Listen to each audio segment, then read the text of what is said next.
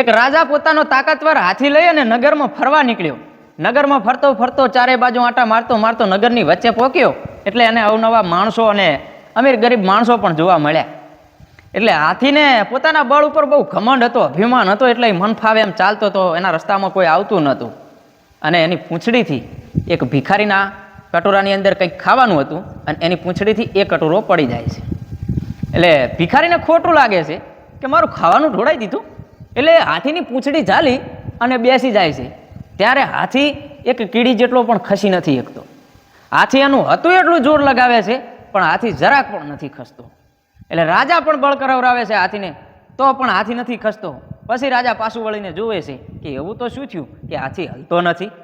પાછું વળીને રાજાએ જોયું ત્યારે એક ભિક્ષુક એ હાથીની પૂંછડી ઝાલીને બેઠો હતો. એટલે રાજા પાસે હાથી ઉપરથી નીચે ઉતર્યા અને કીધું કે ભાઈ તારી જરૂરિયાત આય નથી, તારી જરૂરિયાત તો મારા મહેલમાં છે અને અહીંયા તું શું કરે છે? તો કે કાંઈ નહીં, ફૂટપાથ ઉપર સૂવું છું અને દિવસે જે કાંઈ મળે માગી માગીને ખાઉં છું, જે કોઈ પબ્લિક આલે ખાઉં છું અને બસ ઊંઘી જાઉં છું, નો ટેન્શન. તો કે સરસ.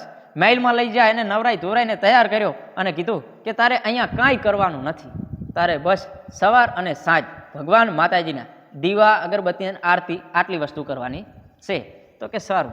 ભિખારી તો રોજ નાહી ધોઈને તૈયાર થઈ અને એનું જે કાંઈ કામકાજ હતું એ ડેલી સર્વિસ કરતો. પછી એક બીજા નગરનો રાજા આ નગરમાં આવ્યો. એટલે રાજાની વાતોમાંથી વાત નીકળી. એટલે આ રાજાએ કીધું કે અમારે તો અહીંયા મામૂલિક માણસ પણ બહુ તાકાતવર છે, જો હાથીનું પૂંછડું ચાલી લે ને તો હાથીને જરા પણ ન હલવા દે. પેલા રાજાને આ વાત ખટકી કે એવા તો કેવા માણસો હશે, મારે જોવું પડશે. રાજાને કીધું કે તો ચલો મને બતાવો, એવો માણસ બતાવો.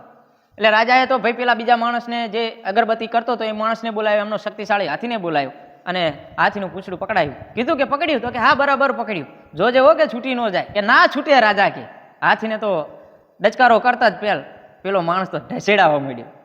પછી બીજા નગરનો જે રાજા હતો એ હસવા માંડ્યો. આ રાજાને બહુ ગુસ્સો આવ્યો. એટલે રાજાએ પેલાને પૂછ્યું કે ભાઈ કેમ આજે આવું થયું, કેમ તું આની પાછળ ઘસેડાવા માંડ્યો? ત્યારે પેલો ભિખારી પણ આ રાજા ઉપર હસવા માંડ્યો અને કીધું કે રાજા મારી જે તાકાત હતી ને એ બધી ટેન્શન ખાઈ ગઈ.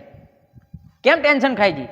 તો કે રાજા પહેલાં કે હું જ્યારે નગરમાં રહેતો હતો ને ત્યારે મારે છે ને કોઈ જાતનું ટેન્શન નહોતું. સવાર સાંજ ખાઈને ગમે ત્યારે સૂઈ જવાનું, ગમે ત્યારે ઉઠવું, કામ ધંધો કંઈ કરવાનું નહોતું. અત્યારે મારે ટેન્શન આવી ગયું છે કે સાંજે અગરબત્તી દીવા અને આરતી કરવાની છે અને સવારમાં વહેલું ઉઠીને નાહી ધોઈ દીવા અગરબત્તીની આરતી કરવાની છે. એટલે મને આ ટેન્શન ખાઈ ગયું. મિત્રો, સ્ટોરી ઉપરથી એવું શીખવા મળે છે કે ક્યારેય ટેન્શન લેવું જોઈએ નહીં. આપણે ટેન્શન લઈને સૂઈએ છીએ અને ટેન્શન લઈને જાગીએ છીએ. જે થવાનું છે એ તો થશે જ, માટે ટેન્શન ક્યારેય કરવાનું નહીં. જેટલું થાય એટલું કરો. જે છે એનો આનંદ માણવો હોય ને તો, જે નથી ને એની ચિંતા છોડશો તો આનંદ માણી શકશો. વિડીયો સારો લાગ્યો હોય તો લાઇક અને શેર કરી નાખજો અને વધુ આવા વિડીયો જોવા માટે અત્યારે જ મને ફોલો કરી નાખો.